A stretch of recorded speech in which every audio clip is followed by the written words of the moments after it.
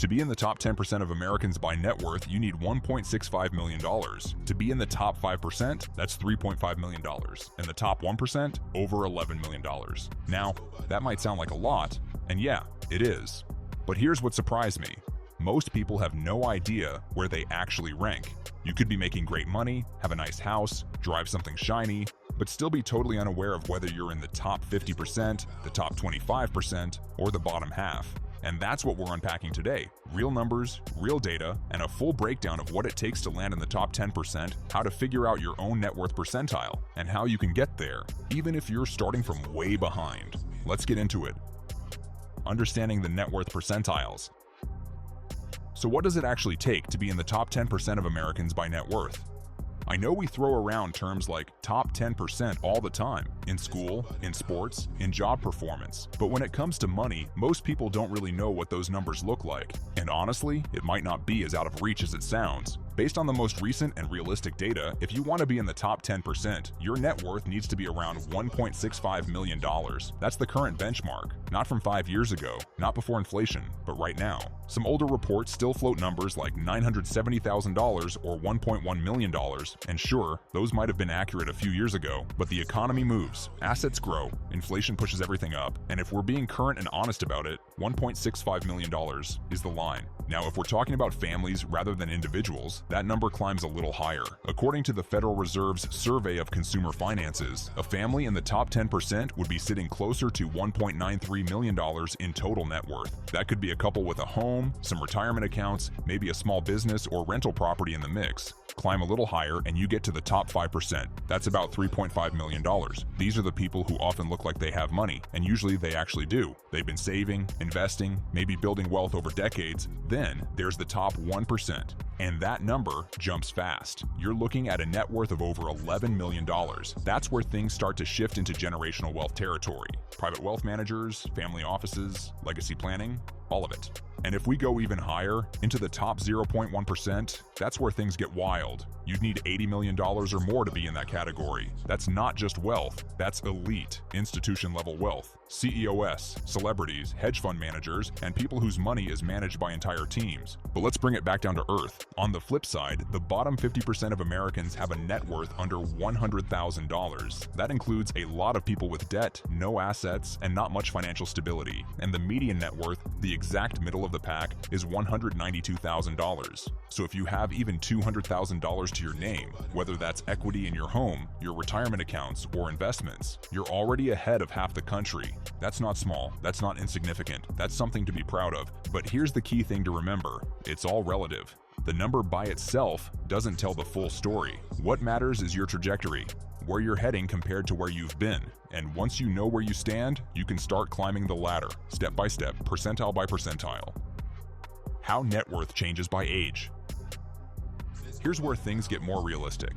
Because being 25 years old with $1 million net worth, that's rare, but being 55 with a $1 million net worth, a lot more common. The numbers change as we age. Check this out. At age 25, the top 10% line is only about $80,000. By age 35, it's closer to $500,000. At 45, it's around $1.2 million. By 55, it hits $2.5 million, and at 65, it rises to $3.5 million or more. That's why comparing your net worth to someone 20 years older or younger doesn't tell you anything useful. What really matters is how you stack up against your peers and how you're progressing over time. Calculating your net worth rank. Now let's talk about you.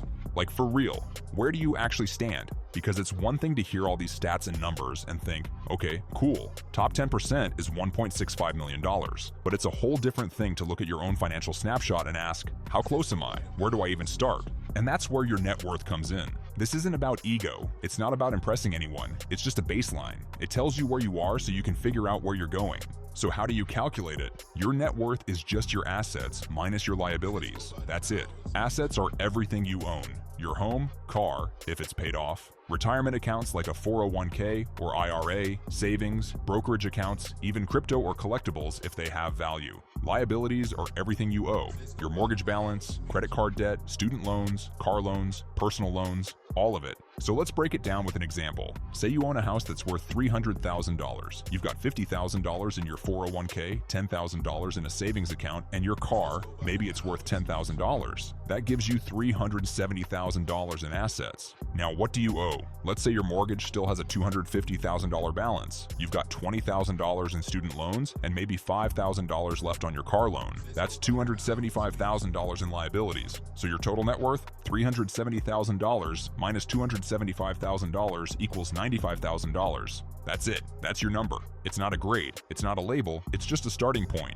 And honestly, even knowing your number puts you ahead of most people. The majority of people never actually sit down and do this. They assume, they guess, or they avoid it completely because it feels overwhelming. But once you know where you stand, you can start tracking progress. You can look at your age group, check the percentile data, and say, okay, I'm ahead, I'm behind, I'm on track. And you'd be surprised how motivating that is.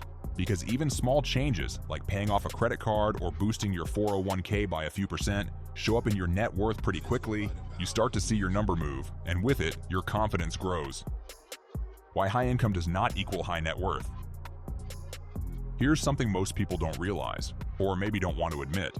Just because someone makes a lot of money doesn't mean they're actually building wealth.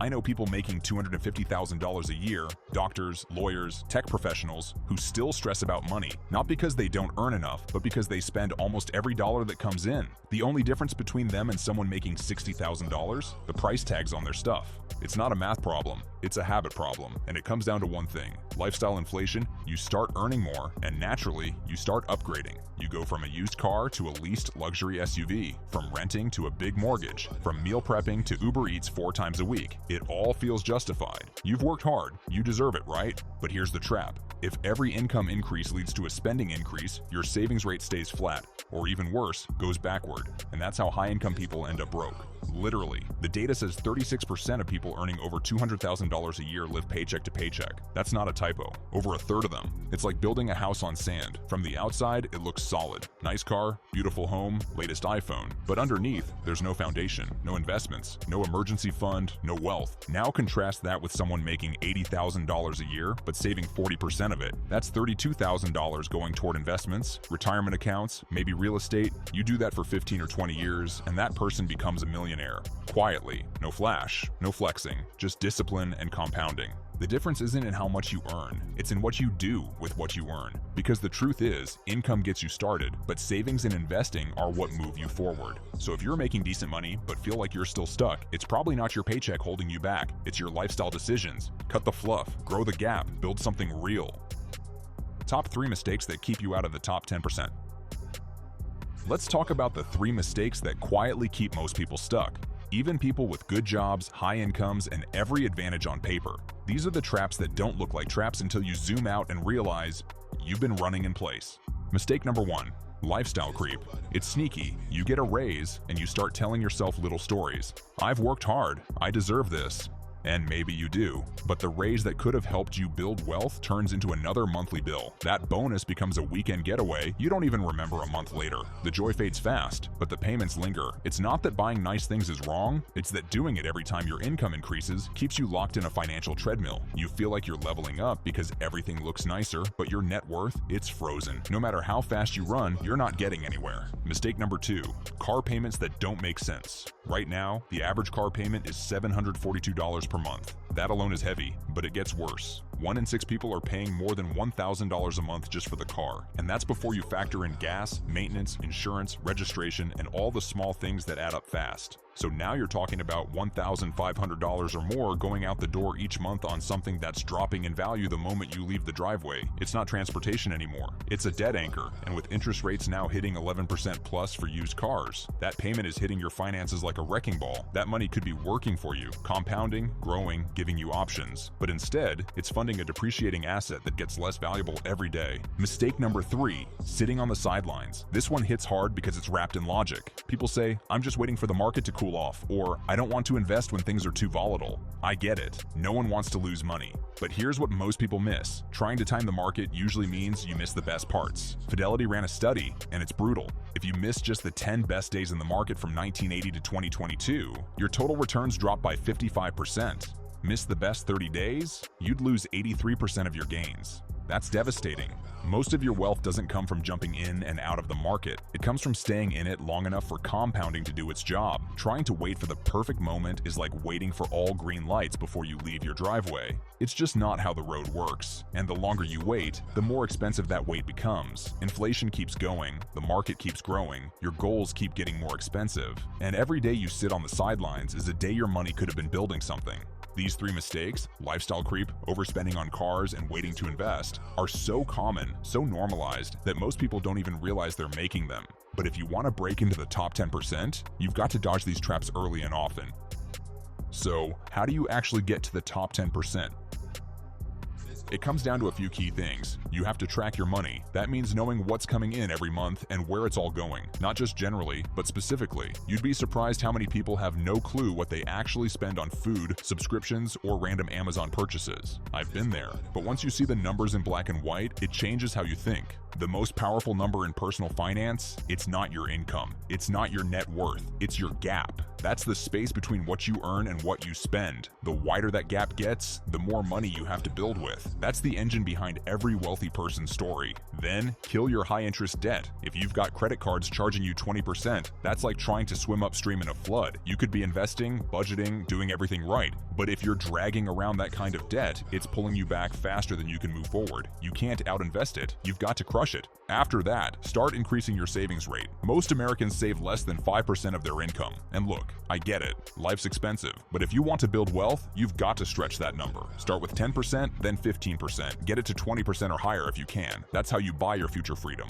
Once you've got that margin, invest it. Automatically. Like set it and forget it. Every paycheck, part of it should go straight into a Roth IRA, 401k, or a taxable brokerage account. Whatever you have access to. The key is not giving yourself the chance to spend it. Even small amounts compound fast. Let's say you're making $85,000 a year and you invest 25% of it. That's about $21,000 a year. You drop that into a low-cost index fund earning 8% and you'll hit $1 million in just about 20 years. And that $1.65 million, the magic number for the top 10%, you'll get there in about 24 years, without a business, without crypto, without getting lucky, and without ever making 6 figures. You don't need to be perfect. You don't need to hustle 24/7. You just need to be consistent, intentional, and patient. That's the formula. That's how people win quietly, while everyone else is chasing shortcuts. And the best part, anyone can do it. You just have to start.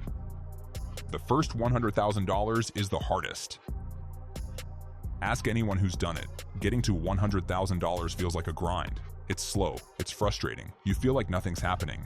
But after that, your money starts working harder than you do. The second $100,000 comes faster, and the third, even faster.